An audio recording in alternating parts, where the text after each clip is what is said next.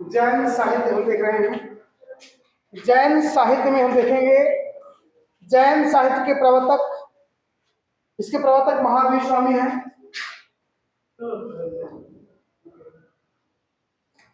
प्रवर्तक इसके महावीर स्वामी, इसके प्रवर्तक महावीर स्वामी हैं। जैन धर्म हिंदू धर्म का एक ऐसा सुधार आंदोलन था। जैन धर्म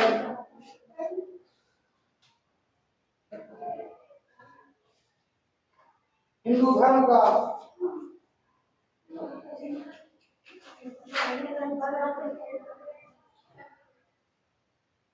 जैन धर्म हिंदू धर्म का एक सुधार आंदोलन था।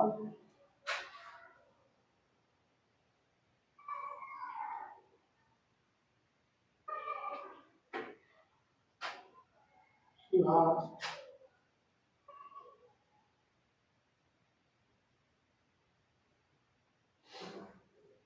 आंदोलन। जैन धर्म के प्रवर्तक महावीर स्वामी, जैन धर्म हिंदू धर्म का एक सुधार आंदोलन था। इसलिए जैनियों ने प्रायः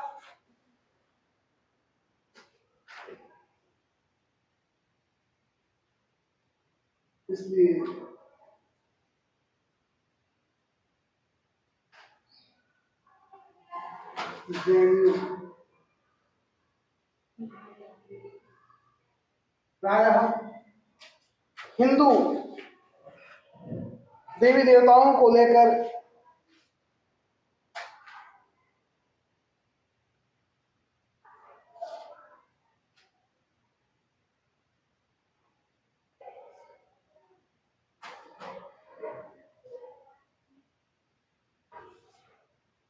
हिंदू देवी देवताओं को लेकर साहित्य का सृजन किया।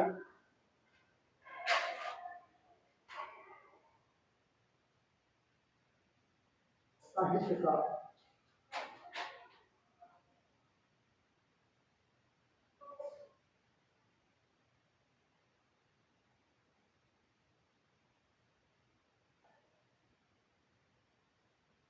जैन धर्म हिंदू धर्म का एक सुधार आंदोलन था। इसलिए जैनियों ने प्रायः हिंदू देवी देवताओं को लेकर के साहित्य का सृजन किया है। इन्होंने रास, फाग, चरित सभी शैलियों को अपनाया है। इन्होंने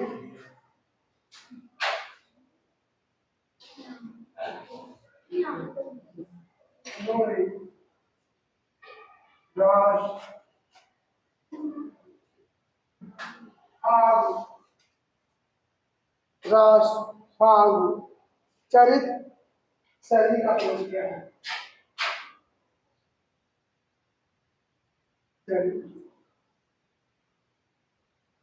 शैली का प्रयोग किया है।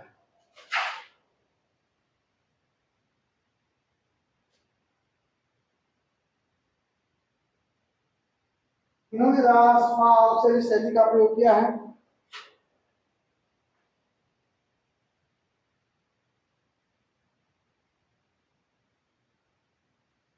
आदिकाल में जैन परंपरा का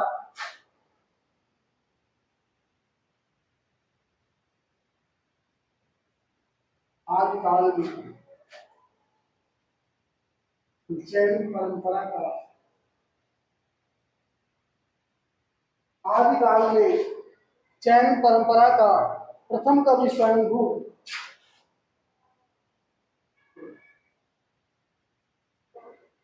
प्रथम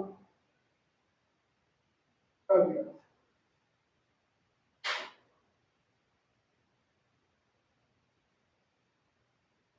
स्वयंभू, इसको आप ऐसे भी लिख सकते हैं, स्वयंभू।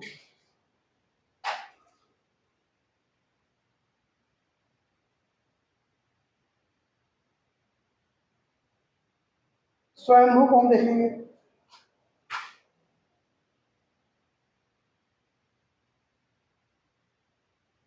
स्वयंभू स्वयंभू को अपभ्रंश का वाल्मीकि कहा जाता है।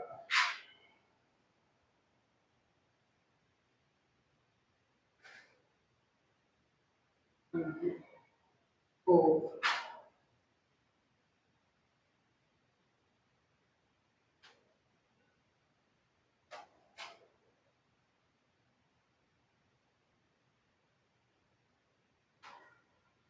स्वयंभू को अपभ्रंश का वाल्मीकि कहा जाता है।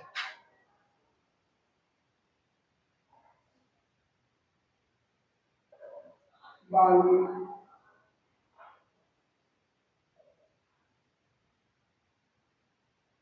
स्वयंभू को अपभ्रंश का क्या कहा गया है? वाल्मीकि कहा गया है।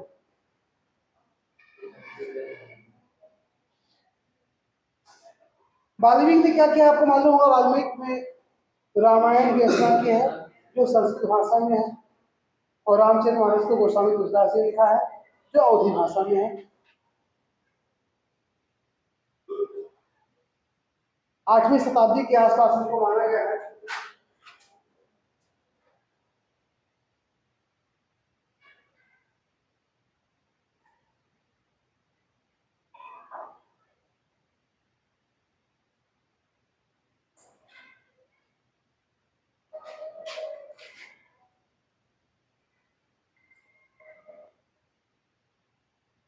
इनकी रचना देखते हैं।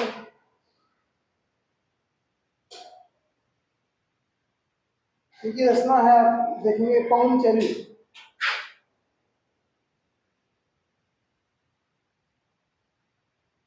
पौंचरी इनकी रचना है।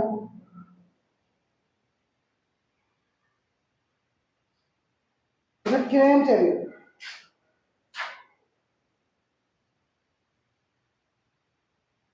ऋक्खेमचरी ये रचना इनकी है। ऋक्खेमचरी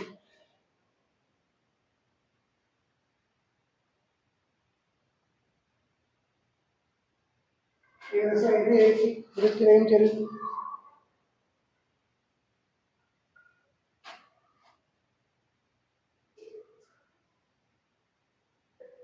जो पौंचरी है इसको हम देखते हैं।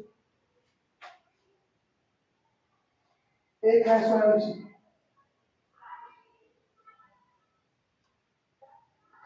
स्वयं दूसरा इनकी रचना है पौंचरी, ऋक्खेमचरी, स्वयंभू, छंदी इनकी रचनाएं हैं। स्वयंभू को अपभ्रंश का वाल्मीकि कहा गया है 8वीं शताब्दी के आसपास के हैं। और इनका पौंचरी है बच्चों,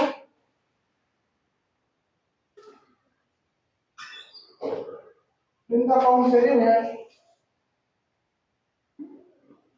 इसमें अपभ्रंश भाषा में 5 कांड में इसमें अपभ्रंश भाषा में 5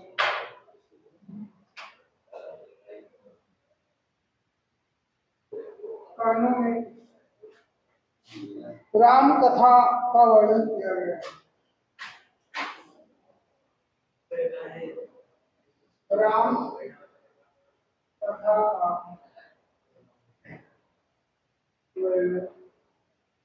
ठीक है, तो रामचरितमानस को ही राम कथा के लिए रखते हैं। लेकिन जो पौंचरी है इसमें भी राम कथा ही दी गई है, और ये मात्र 5 कांडों में दी गई है। और रामचरितमानस में कितने कांड मिलते हैं? 7 कांड मिलते हैं। तो और ये जो कांड है इनके 5 कांड ये रामचरितमानस के कांड से मिलते जुलते हैं। ठीक है, तो हम एक बार लिखते हैं रामचरितमानस के बाल कांड जो है कांडों को, और उसके बगल में क्या लिखेंगे हम? इनके द्वारा जो राम कथा का वर्णन किया गया है उनके कांड को। इसके लिए थोड़ा सा लोग जगह देने से बता दें।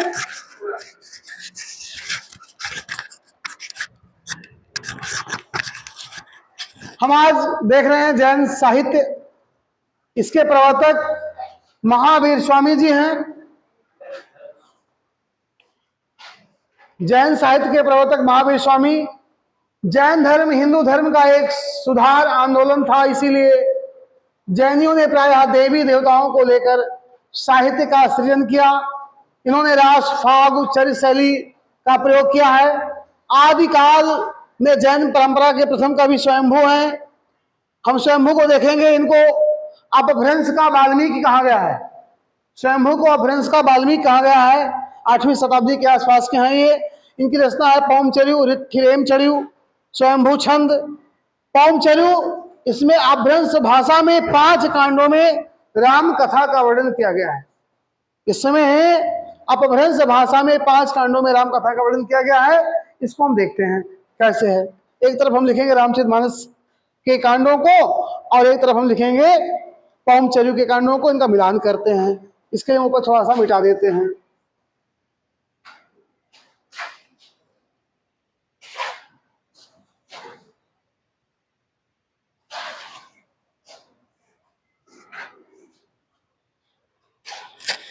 नोट करें, नंबर 1 है बालकांड, जो रामचरितमानस का है।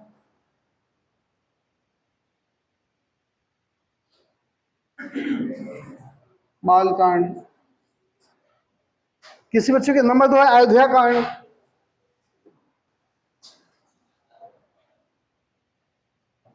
नंबर 2 है अयोध्या कांड। नंबर 3 है, ये रामचरितमानस को लिख रहे हैं, अरण्य कांड।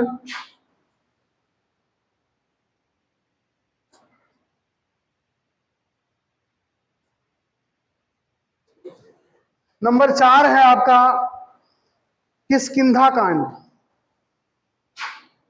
किष्किंधा कांड।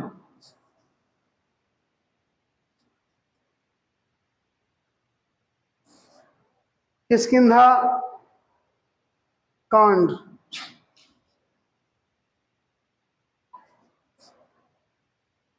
किष्किंधा कांड।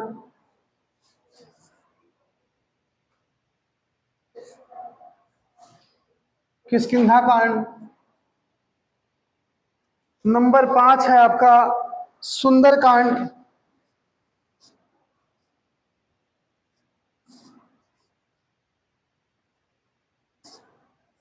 नंबर 6 है आपका लंका कांड।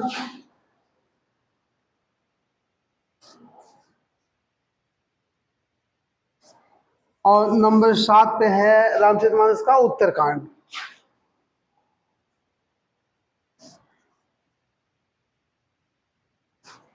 पौमचर्यु का हम देखेंगे 5 कांड। विद्याधर कांड है पहला।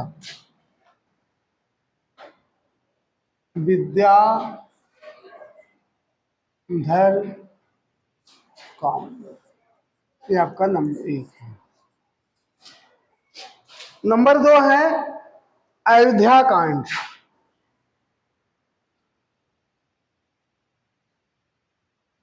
अयोध्या। नंबर 3 पे है सुंदर कांड।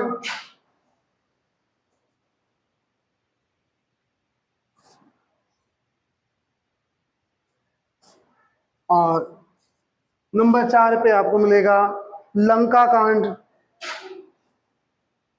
क्योंकि इन्होंने 5 कांडों में ही लिखा है राम कथा। और नंबर 5 है उत्तरकांड। ये किसके द्वारा लिखा गया है? ये स्वयंभू के द्वारा लिखा गया है।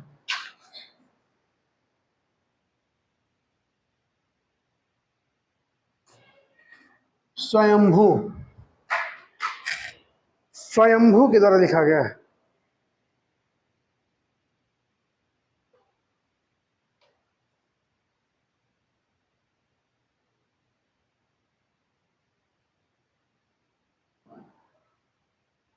नोट हो गया है। आगे फिर हम देखेंगे पौमचर्यु के बारे में।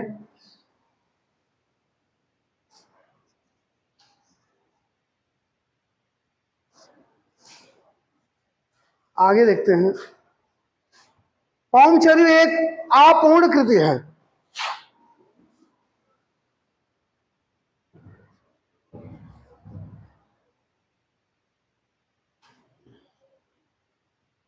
एक अपूर्ण कृति है। कैसी कृति है ये? अपूर्ण कृति है ये, और जिसे स्वयंभू के पुत्र त्रिभुवन ने पूरा किया, जिसे स्वयंभू के पुत्र त्रिभुवन ने पूरा किया।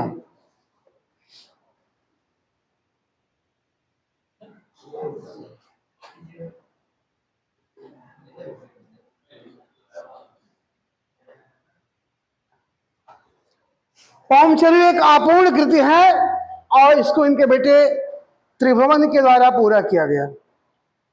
त्रिभुवन,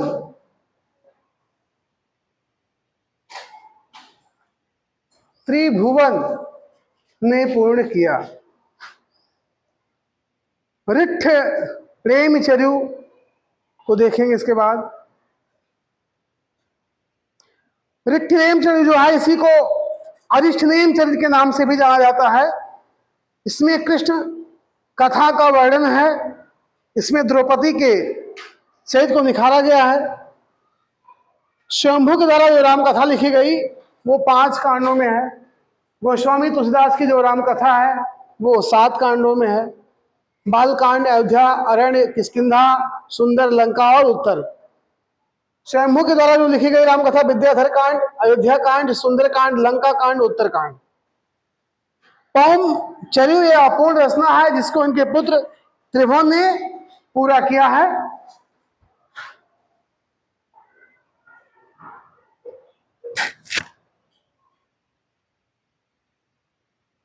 रिट्ठ प्रेमचर्यु देखते हैं।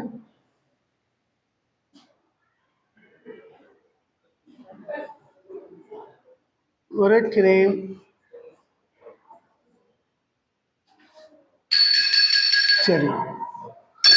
रिट्ठ प्रेमचर्यु देखते हैं। अरिष्ट नेम चरित्र के नाम से भी जानते हैं इसको। अरिष्ट नेम